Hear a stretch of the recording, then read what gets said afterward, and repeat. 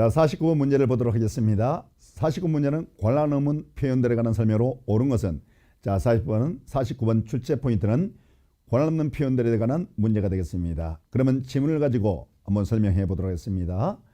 자, 1번 지문, 기본 대리권이 처음부터 존재하지 않는 경우에도 표현대리가 성립할 수 있다. 여러분, 126조 규정하는 관람 없는 표현대리가 성립하려면 성립 요건 3가지 기억하시죠? 자, 그 3가지가 뭡니까?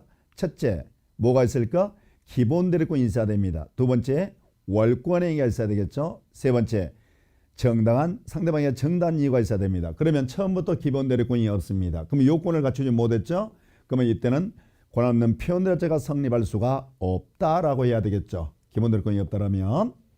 자, 2번 질문을 보겠습니다. 복인권이 없는 대리인이 선임한 복대리인의 권한은 기본 대리권이 될 수 없다. 여러분, 지금 여기서 복대리인의 권한이 있죠. 이 복대리인의 권한도 기본 대리권이 될 수가 있습니다. 그래서 여러분들이 기본 대리권, 등기신용 대리권, 일상가사 대리권, 복대리인의 권한, 사자의 권한, 소멸한 대리권도 기본 대리권이 될 수 있다라고 배웠겠죠. 그러면 복대리인의 권한은 기본 대리권이 될 수 있다라고 해줘야 되겠습니다. 5번, 대리 행위가 강행 규정에 위반하여 무효인 경우에 표현대리가 성립할 수 있다. 여러분, 표현대리 제도라는 것은, 자, 표현대리 제도라는 것은 무권대리지만 본인에게 책임을 지우는 무권대리가 표현대리라고 배웠죠. 그러면 표현대리가 성립하려면 일단 기본적으로 요 대리 행위만큼은 유효하게 성립함을 전제로 하는 겁니다. 따라서 대리 행위 자체가 무효라면 본인이 책임질 게 자체가 없는 거죠. 그래서 대리 행위가 무효라면 표현대리 자체가 성립할 여지가 없습니다. 그래서 이 따라서 틀렸겠죠. 4번 지문을 넘어가도록 하겠습니다. 자, 4번 지문은 법정 대리권을 기본 대리권하는 표현대리가 성립할 수 없다. 여러분, 일상가사 대리권이라는 게 있습니다. 자, 부부관계가 성립하면 일상가사 행위를 대리할 수 있는 일상가사 대리권이라는 건데, 자, 일상가사 대리권은 법정 대리권이 일종입니다. 따라서 법정 대리권이 기본 대리권을 하는 표현대리가 성립할 수 있다라고 해줘야 되겠죠. 그래서 틀렸습니다. 5번, 상대방이 대리인에게 데리고 있다고 믿을 만한 정당한 이유가 있는지 여부는 대리인의 당시를 기준으로 판단한다. 자, 상대방이 정당한 이유가 있어야만 관람 없는 표현대리가 성립할 수가 있죠. 그러면 이때 정당한 이유가 있는지 없는지 그 판단시는 언제로 볼 거냐 하는 거죠. 그렇다면 우리 판례가 대리 행위시를 기준으로 판단하는 겁니다. 따라서 대리 행위시를 기준으로 판단하고 이유 사정은 고려하지 않죠. 그러면 지문에 분명히 정당한 이유가 있는지 여부는 대리 행위 당시를 기준으로 판단한다. 맞는 지문이 되겠습니다. 자, 이렇게 해서 49번 설명을 마무리 짓겠습니다. 50번을 넘어가도록 할게요. 대리권 없는 갑은 을 소유 X 부동산에 관하여 을을 대리하여 병과 매매 계약을 체결하였고 병은 갑이 무권대리한 사실에 대하여 선임 무과실이었다. 이에 관한 설명으로 틀린 것은, 자, 그럼 볼까요? 그러면 갑이 지금 무권대리인이 되겠습니다. 자, 갑이 무권대리인이라면 을이 본인이 되겠죠. 그러면 병과 매매 계약을 했습니다. 그럼 이 매매 계약이 무권대리 행위가 되겠습니다. 자, 이렇게 개념을 잡아줘야 돼요. 그럼 이때 병은 상대방인데 이 상대방은 선이 무과실한 전제를 딱 깔아놓고 문제를 풀어봐라, 이런 얘기가 되겠습니다. 자, 갑이 누구라고요? 무권대리인 을이 본인입니다. 매매계약이 무권대리인이, 병은 상대방인데 상대방은 선이 무과실한 지금 전제를 깔아놓은 겁니다. 지문을 보면서 설명드려 보겠습니다. 자, 병이나 잊지 마시고 상대방이 누가요? 상대방이 누구에게? 본인에게, 자, 뭐 했다는 거죠?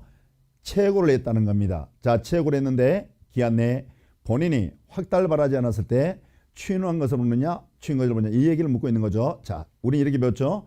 상대방은 본인한테 채굴할 수 있습니다. 이때 본인이 기한 내에 확답을 발신하지 않으면 뭘로 본다? 추인 거절 본다. 그러면 지문 봐보세요. 자, 채굴 나왔네요. 그러면 바라지 않았어요. 그러면 추인한 것이 아니라 추인 거절로 본다. 이래야만 옳은 지문이 되겠죠. 틀린 지문이 되겠습니다. 2번, 을이 누구죠? 본인이 누구에게? 무권대리인에게 추인했다는 소리입니다. 본인이 무권대리인에 추인했는데, 자, 상대방은 본인이 무권대리인 추인이 있었음을 주장할 수 있다. 자, 상대방이 지금 본인이 추인했다는 사실을 주장할 수는 있는 겁니다. 자, 본인이 이처럼 무권대로 추인했는데 이때 상대방은 본인이 추인했다는 사실을 주장할 수 있다 없다? 있다. 이렇게 정리하시면 돼요. 3번. 자, 본인이 누구에게 무권대리인에게 추인했다는 거죠. 그러면 그 사실을 알지 못하는 병, 상대방이 자 추인 사실을 모르고 있네요. 자, 추인 사실을 모르고 있어요. 그러면 본인은 모르는 상대방한테 추인 효과를 주장할 수는 없는 겁니다. 따라서 그때가 상대방이 선인 경우라면 이 뭐 할 수 있다? 무권대리인을 처리할 수 있다. 이렇게 정리해 주셔야 돼요. 알지 못하고 있으니까 추인 효과를 주장 못한다는 거죠. 못하니까 그때 상대방 선이니까 상대방 뭐 할 수 있다? 처리할 수 있다. 이렇게 여러분들이 정리해 주시면 되겠어요. 자, 3번, 4번 지문을 봐볼게요. 누가 본인이 누구에게 상대방에게 추인을 했습니다. 그러면 이때 이 추인 효과는 언제 발생하냐는 거죠. 자, 본인이 무권대리인을 추인하게 되면 소급표가 인정되는 거죠. 그래서 소급해서 요렇게 생기는 겁니다. 그래서 지문에 계약 체결 시에 소급하여 계약 체결 시에 소급하여 효력이 생긴다. 맞는 점이 되겠죠. 5번.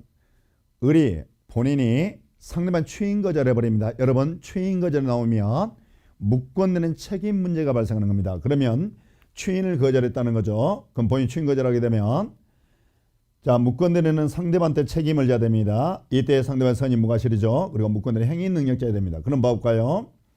무권대리인이 제한 능력자 아니죠. 그러면 행위 능력자라는 소리입니다. 그러면 누구의 선택에 따라서 상대방의 선택에 따라서 계약의 이행 또는 손행 책임을 져야 되겠죠. 지금 5번 질문은 그런 얘기네요. 자, 본인이 뭐 했다? 추인을 거절했다. 이 말이 나오면, 이 표현이 나오면 무권대리인 책임 얘기를 하고 있구나. 그래서 이 지문 또한 이 지문은 맞는 지문이 되겠습니다. 자, 이렇게 해서 확인을 했습니다. 51번을 보도록 하겠습니다. 자, 51번 문제는 간단한 문제네요. 토지를 점유할 수 있는 물건을 모두 골라보시오. 이렇게 되어 있네요. 지금 이 문제는 점유를 수반하는 물건 찾아봐라 이런 뜻입니다. 여러분 그러면 먼저 뭐 생각할 수 있죠? 토지를 점유할 수 있는 물건 뭐가 있을까요? 그렇죠. 일단은 소유권 생각해 봐야 되겠죠. 토지 소유권을 가진 자는 토지를 점유할 수 있겠죠. 두 번째는 용익물권을 생각해 보셔야 됩니다. 지상권, 전세 같은 용익물권 생각해 봐야 되겠죠. 반면에 저당권의 특징이 뭐죠? 담보물권은 저당권은 점유를 수반하지 않죠. 그럼 일단은 지상권 점유를 수반합니다. 지역 전세권 지상 다 점유를 수반하는 물권 맞죠? 자, 이임차권도 점유를 할 수가 있습니다. 근데 이임차권은 물권이 아니라 채권입니다. 그래서 요 이임차권 들어가면 안 되겠죠. 채권이니까 저당권은 점유를 수반하지 않으니까 저당권도 답이 될 수가 없죠. 그러면 정답은 2번이 이렇게 되는 겁니다. 간단하게 이 문제는 해결할 수 있는 문제였지 않을까 싶습니다. 52번 문제를 볼게요. 점유에 관한 설명으로 옳은 것은 우리가 점유권에 관한 전체적 내용을 이처럼 문제를 통해서 종합 문제를 출제한 것 같습니다. 자, 문제를 확인해 볼게요. 점유에 관한 설명으로 옳은 것 찾으라는 문제입니다. 자, 1번 질문을 봐보겠습니다. 제3자가 직접 점유자 점유를 방해한 경우에 특별한 사유로 한 간접 점유자에게는 점유권에 의한 방해 배청권이 인정되지 않는다. 여러분, 간접 점유자도 점유자죠. 그러면 간접 점유자도 점유자이기 때문에 점유 보호청권이 인정이 되는 겁니다. 따라서 제3자가 직접 점유를 방해했다면 간접 점유자도 누구에게? 요 제3자에게 점유 배제 청구, 점유권에 의한 방해 배제 청구권을 행사할 수가 있는 겁니다. 그러면 인정되지 않는다고 그랬으니까 이 질문은 틀렸겠죠. 2번, 취득시효의 요건인 점유에는 간점유가 포함되지 않는다. 여러분, 우리가 취득시효에서 부동산 소유권을 취득할 수 있죠. 이때 점유자의 점유는 꼭 직접 점유가 아닌 무슨 점유에서도 간접 점유에 의해서도 우리가 취득시효할 수가 있는 겁니다. 그래서 점유는 직접 점유, 간접 점유 불문하고 있죠. 근데 간접 점유는 포함되지 않는다라고 했으니까 틀렸겠죠. 간접 포함합니다. 3번, 소유권의 시효 취득을 주장하는 점유자는 특별한 사정이 없는 한 자신의 점유가 자유점유에 해당함을 증명해야 된다. 여러분, 우리 민법 190조 1항을 보면 점유자는 소유의 의사로 점유용서로 추정하죠. 즉 자유점유가 추정되는 겁니다. 여러분, 추정받는 자는 입증 책임이 없는 거죠. 그러면 점유자는 자유점유로 추정되기 때문에 점유자 스스로가 자주점유임을 입증할 책임이 없는데 입증해야 된다. 그러니까 틀린 점이 되겠죠. 4번 지문을 넘어가도록 하겠습니다. 자, 4번 보면 자, 선의 점유자가 본권에 관한 소에서 패소를 해버렸습니다. 그러면 그 자는 패소가 확정된 때부터 악의 점유자로 본다 그랬죠. 자, 우리 민법 197조 2항을 볼게요. 2항에 보면 선의 점유자라도 본권에 있어서 패소하면 언제부터 그 소가 제기된 때로부터 언제부터요? 소가 제기된 때로부터 악의 점유로 본다고 그랬는데 이 지문은 패소가 확정된 때 그랬으니까 틀렸겠죠.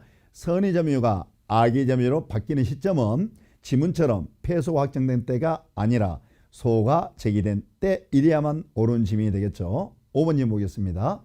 양도인이 등기부상 명의인과 동일인이면 그 명의를 의심할 만한 특별한 사정이 없는 경우에 그 부동산을 양수하여 인도받은 자는 과실 없는 점유자였는다. 자, 5번 지문이 지문 내용이 여러분이 좀 어려웠을 겁니다. 자, 이렇게 이해를 해볼게요. 여러분이 자 봅시다. 여러분이 여기 땅이 있습니다. 토지가 있어요.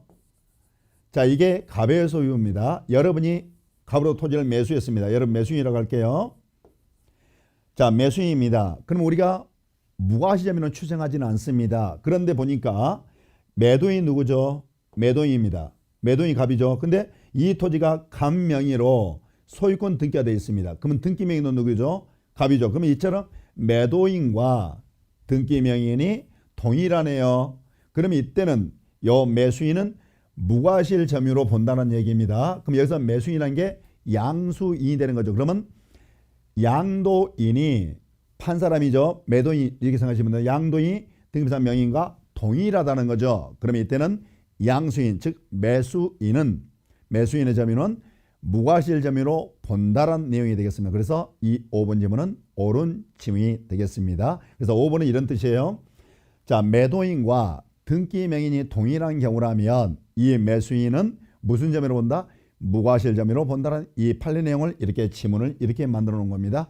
자, 커피 한잔 하시고요. 계속 이어서 수업을 하도록 하겠습니다.